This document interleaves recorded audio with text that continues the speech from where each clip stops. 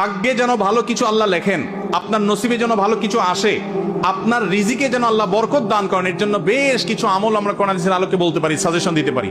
তবে তার আগে আমাদেরকে জানতে হবে যে ভাগ্য সুপ্রসন্ন হওয়া বা রিজিকে বরকত হওয়া বলতে কি বুঝায়। ভাই, রিজিকে বরকত হওয়া বলতে বুঝায় আপনি যা কামাই করবেন এর ভিতরে আল্লাহ তাআলা কল্যাণ দিবেন, যা কামাই করবেন এর ভিতরে বরকত হবে। প্রাচুর্য না, অনেক টাকা না, যা হবে এটাতে কি হবে? বরকত হবে। আমরা কি বরকত চাই না সম্পদ বেশি চাই? বরকত চাই।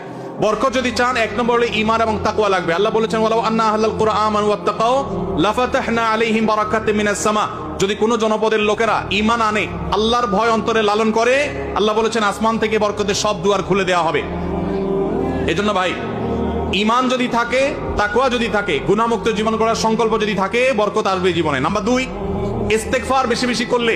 আল্লাহ বলেছেন সূরা নূহের মধ্যে, যদি কেউ ইস্তেগফার করে, নূহ আলাইহিস সালাম তার জাতিকে বলেছেন ফাকুলতু আস্তাগফিরু রাব্বাকুম ইন্নাহু কানা গাফফারা ইউরসিলিস সামাআ আলাইকুম মিদরারা ওয়া ইউমদিদুকুম বিআমওয়ালিন ওয়া বানিন ওয়া ইয়াজআল লাকুম জান্নাতিন ওয়া ইয়াজআল লাকুম আনহারা।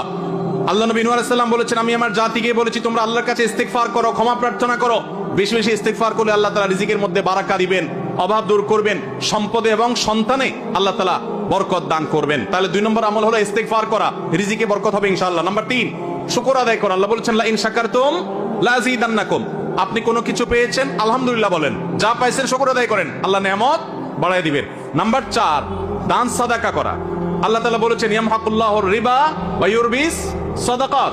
আল্লাহ সুদকে ধ্বংস করবেন, তবে সাদকা এবং দান এটাকে আল্লাহ তাআলা বাড়িয়ে দিবেন। এজন্য কেউ যদি দান করে, আল্লাহ তাআলা তাকে কি দেন? বরকত দান করেন তার রিজিকে।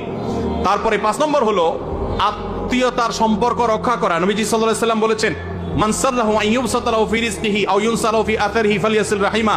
যে ব্যক্তি চায় তার আত্মীয়তার সম্পর্কে, যে ব্যক্তি চায় তার হায়াতে বরকত হোক, তার রিজিকে বরকত হোক, সেই জন্য আত্মীয়তার সম্পর্কের সাথে সম্পর্ক ভালো রাখে, আত্মীয়দের সাথে, অর্থাৎ রক্ত সম্পর্কে আত্মীয়দের সাথে যেন সম্পর্ক কানেক্টেড রাখে, বিচ্ছিন্ন না করে, তাহলে তার রিজিকে এবং হায়াতে বরকত হবে।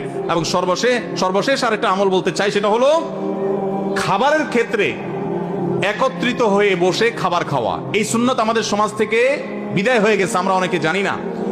আবু দাউদের একটি হাদিস বর্ণিত হয়েছে, নবীজি সাল্লাল্লাহু আলাইহি ওয়াসাল্লামের কাছে এক ব্যক্তি বললেন, হে আল্লাহর রাসূল, আমরা খাই কিন্তু অনেক খাওয়ার পরেও পরিতৃপ্ত হই না, পেট ভরে না, খাবারের চাহিদা পরিপূর্ণ মিটে না, কারণটা কি?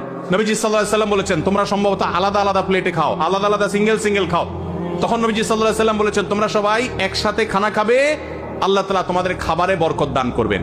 একসাথে খানা খাবে এবং বিসমিল্লাহ বলে খাবে, এই 2টা কাজ করলে আল্লাহ তাআলা তোমাদের খাবারে বরকত দান করবেন। এজন্য ভাইরা, বাসা বাড়িতে এক প্লেটে স্বামী স্ত্রী 2 জন আছেন, এক প্লেটে খাবেন। বাচ্চাদেরকে নিয়ে বড় প্লেট নিয়ে খানা খাবেন, এটা সুন্নাত।